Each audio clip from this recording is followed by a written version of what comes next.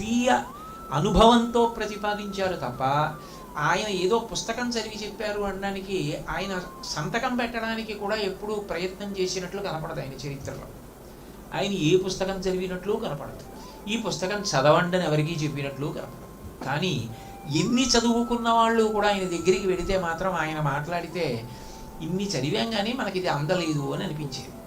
కారణం ఏమిటి అంటే, పుస్తకాల చేత ప్రతిపాదింపబడినవి అనుష్ఠాన పర్యంతంలోకి కష్టపడి తెచ్చుకున్న తర్వాత ఏ అంతిమ సత్యం దర్శనంలోకి రావాలో ఆ అంతిమ సత్యం ఆయనకి అనుభవంలోకి వచ్చి మాట్లాడారు.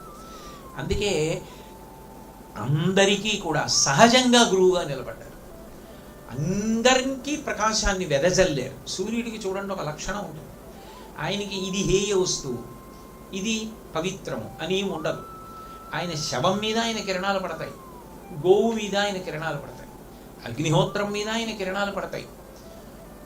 నిర్మాల్యం, నిన్నను పూజ చేసిన పువ్వులు ఇవాళ ముగిడించుకుపోయినవన్నీ తీసేస్తే ముద్ద కట్టేసిన పూలు అక్కడ పడేస్తే వాటి మీద ఆయన కిరణాలు పడతాయి. దీని మీద పడతాయి, దీని మీద పడవు అనేం ఉండదు. అన్నిటి మీద ఆయన కిరణాలు పడతాయి. ఆయన కిరణాలు పడి అవి పవిత్రం అవుతాయేమో కానీ ఆయన కిరణాలు పడిన కారణం చేత సూర్యుడు మాత్రం అపవిత్రం కాడు. సూర్యుడికి అపవిత్రత ఉండదు, అగ్నిహోత్రుడికి ఉండదు. అట్లాగే రామకృష్ణ పరమహంస కూడా అంతే. ఆయన జీవితంలో ఆయన అనుగ్రహించని వాళ్ళు లేరు.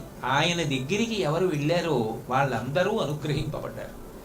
ఆయన దగ్గరికి ఎవరు వెళ్ళారో వాళ్ళందరూ కూడా లబ్ధి పొందారు తప్ప ఆయన దగ్గరికి వెళ్ళి రిక్తహస్తాలతో వెళ్ళిపోయిన వాళ్ళు మాత్రం ఎవరూ లేరు.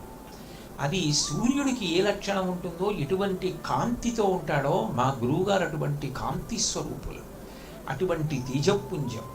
వారు అనుగ్రహించనిది లేదు. ఇది చెప్పడం కోసమే ఆయన సూర్య భగవానుడితో పోల్చారు. ఇక సూర్యకాంతిని మించినది లేదు లోకంలో. ఏది తెలుసుకోవాలో, ఏది తెలుసుకున్న తర్వాత ఇక వేరొకటి తెలుసుకోవలసిన అవసరం లేదో దాన్ని తెలుసుకోవడమే విద్య అంటారు. అదే వేదము. విద్య అన్న ధాతువులోంచి వచ్చింది కాబట్టి ఆ విద్య ఏదైతే తెలియబడాలో అది అనుభవంలోకి తెచ్చుకున్నవారు వారు. అందుకని జ్ఞానము చేత ఆయన సూర్య భగవానుడై ఉన్నారు. నమశంకర భానవే అంటుంటారు కదా శంకర భగవత్పాదులను ఉద్దేశించి. అట్లా భాసంత ఇది భాస్వరాహ, ఆయన కాంతి వెదజల్లబడనటువంటి ప్రదేశం కానీ ఆయన చేత ఉత్తేజితులు కానివారు కానీ ఎవరు లేరు.